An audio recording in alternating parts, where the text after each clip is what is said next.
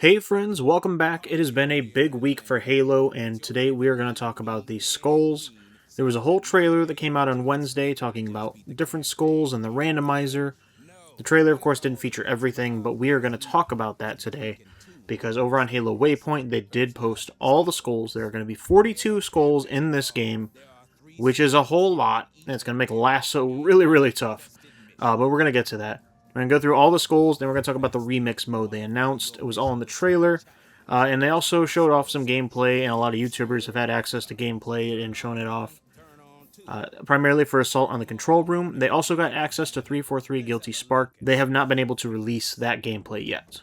So without further ado, we're going to quickly go through every single skull in this game alphabetically, and then we're going to talk about the remix mode a little bit that they announced.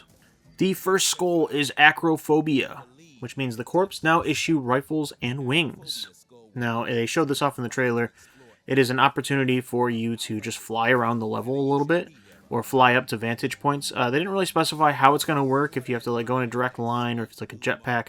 It didn't really look like a jetpack. It kind of looked like you just zoomed up to the top of the level, and it was in Truth and Reconciliation. They were sniping down. Up next, we have Adaptation.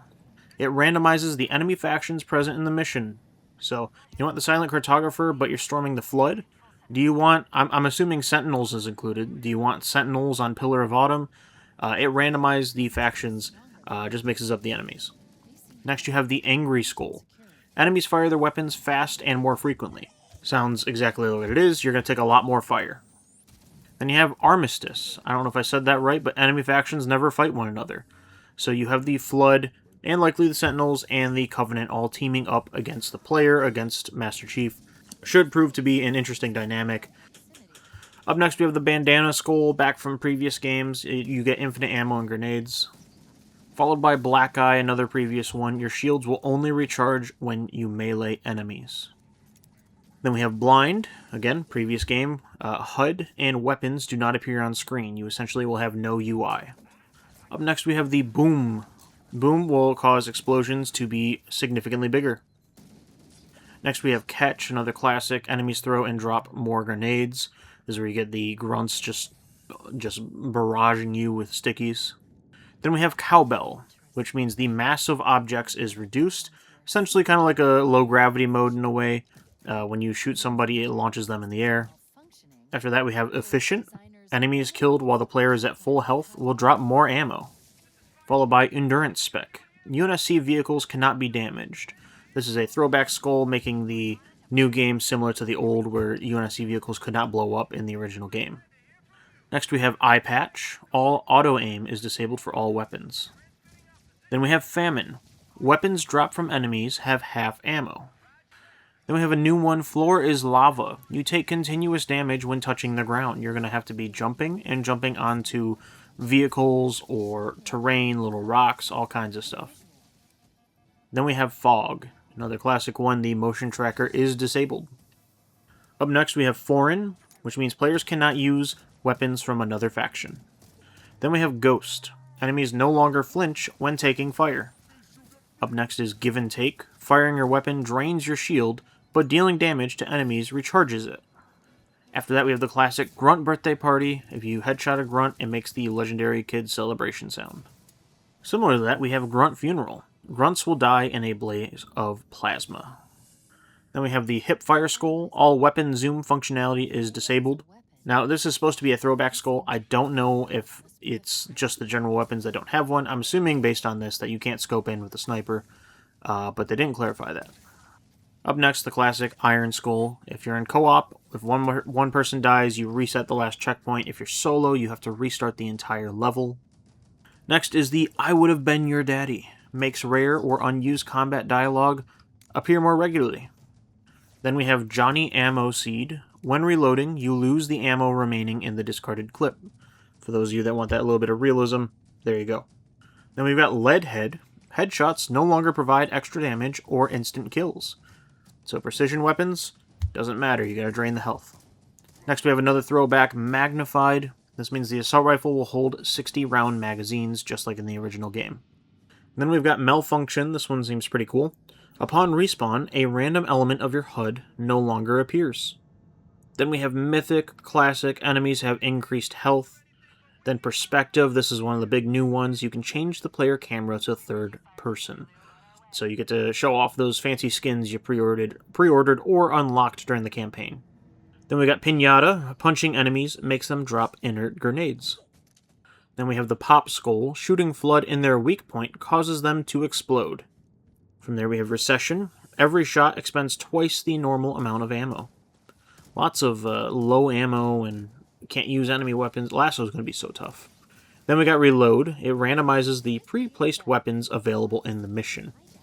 Now important, this will add in the weapons from the prequel campaign, so if you want the battle rifle in Halo 1, this is how you do it. But the regular spawns will no longer be there. Then we got Speed Limit. Again, throwback to Halo 1. Disable Sprint. Simple, straightforward, throwback. Stowed Reload. This is a throwback as well. Weapons will reload while stowed. That was a little feature you can do in Halo 1. Then we have Temperamental. Allies will attack the player more quickly if the player kills a friendly. My assumption in this situation is that you can't really do the little skip at the end of Halo, the second mission, or if you accidentally run over an ally, they just turn on you immediately. That's my assumption. Then we have That's Just Wrong. Enemies have increased awareness of the player. My assumption on this one is obviously camo is going to be less effective and stealth is probably not going to be an option. Then we have They Come Back. Flood combat forms that are reanimated by infection forms are more dangerous. Kind of makes that whole burn the body situation pretty crucial. Then we have Thunderstorm. Upgrades the rank of all enemies, or most enemies. Then we have Tilt. Enhances both positive and negative damage multipliers. Lastly, we have Tough Luck. Enemies always go berserk, constantly dive out of the way, and they rarely run away from a fight. So all in all, we have 42 skulls.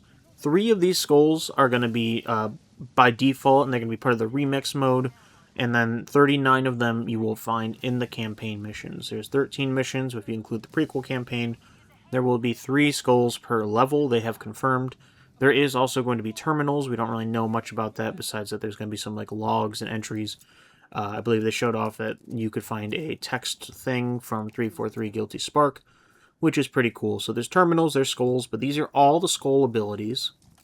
And then real quick, we're going to talk about Remix mode. So Remix is going to be on the main menu, an option to quickly let the game boot up a random assortment of skulls so you can hop back in and just experience something different. It's randomized, so you don't even have to like kind of pick and play. It will just auto give you something random.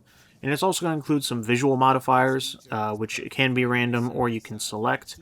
This includes like a little bit of almost like an ODST visor mode, as well as fog from the flood spores, like that thick flood fog you see in the later games. That can be just a default. You can see that if you go to Hidden Xperia's video, he has that on Silent Cartographer and he shows off what that looks like. So all kinds of cool stuff coming from the skulls, whether you select them, whether you let the remix mode just choose which ones are going to be on. Lasso is going to be miserable, I'm guessing. Just the amount of, hey, you know, we have infinite ammo, which that helps with a lot, but like the shields and the lack of UI, I can't imagine it. So Lasso, it's going to be crazy. Of course, let's see who can do it first. But anyways, guys, this was all the skulls and the gameplay from Assault on the Control Room that Halo showed off. I hope you guys are eating this up as much as I am. I am so excited for this game. If you want to see me talk about this game more, or if you want to see some stuff from the other Halo campaigns, or just Halo games in general, we're going to be talking about it here on this channel, so thank you so much for watching this far. If you could like or subscribe or any of those things, it's greatly appreciated. I hope you have an awesome day.